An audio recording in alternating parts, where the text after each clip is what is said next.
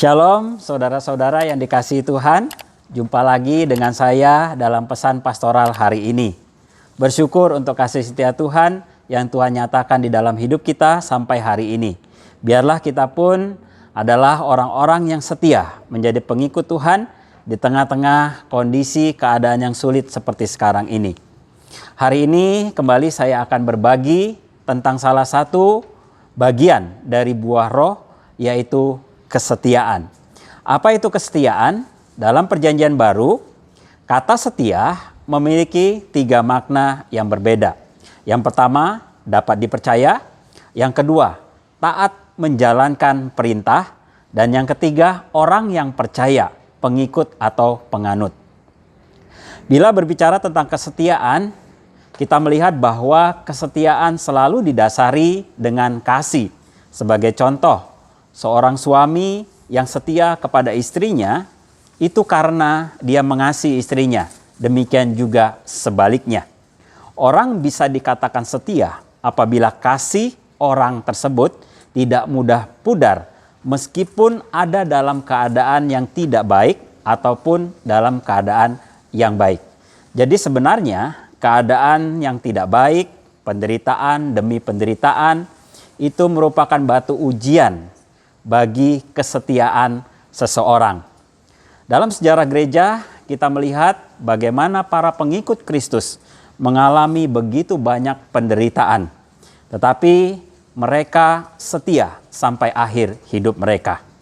Firman Tuhan di dalam Wahyu 2 ayat 10b berkata, "Hendaklah engkau setia sampai mati, dan aku akan memberikan kepadamu mahkota kehidupan." Ini adalah perkataan Tuhan Yesus kepada jemaat di Smyrna yang mengalami kesusahan dan kemiskinan. Namun Tuhan tahu bahwa mereka kaya secara rohani. Tuhan tahu dan merasakan apa yang mereka alami. Tuhan berkata supaya mereka jangan takut terhadap apa yang harus mereka derita. Tuhan juga berpesan kepada mereka supaya mereka setia sampai akhir hidup mereka, dan Tuhan akan memberikan mahkota kehidupan kepada mereka. Kesetiaan adalah suatu perjuangan, dan perjuangan itu sendiri membutuhkan pengorbanan. Seperti halnya seorang sahabat akan dikatakan setia apabila ia rela berkorban untuk sahabatnya. Dalam keadaan susah, sedih, menderita, ia selalu ada untuk menghibur, menguatkan, dan menolong sahabatnya. Sebab seorang sahabat menaruh kasih setiap waktu dan menjadi saudara dalam kesesakan. Nah, teladan sempurna untuk kesetiaan adalah Tuhan Yesus.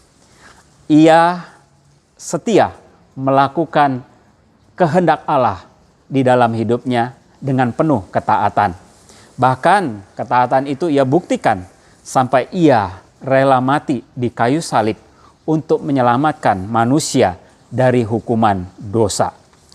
Nah, akhir-akhir ini kita juga sedang mengalami masa-masa sulit karena wabah yang mengancam hidup kita dan juga yang merusak sendi-sendi kehidupan kita. Masihkah kita setia? Tuhan menginginkan kita untuk tetap setia kepadanya sampai akhir hidup kita. Mari kita wujudkan kesetiaan kita itu melalui perbuatan, bukan hanya perkataan semata.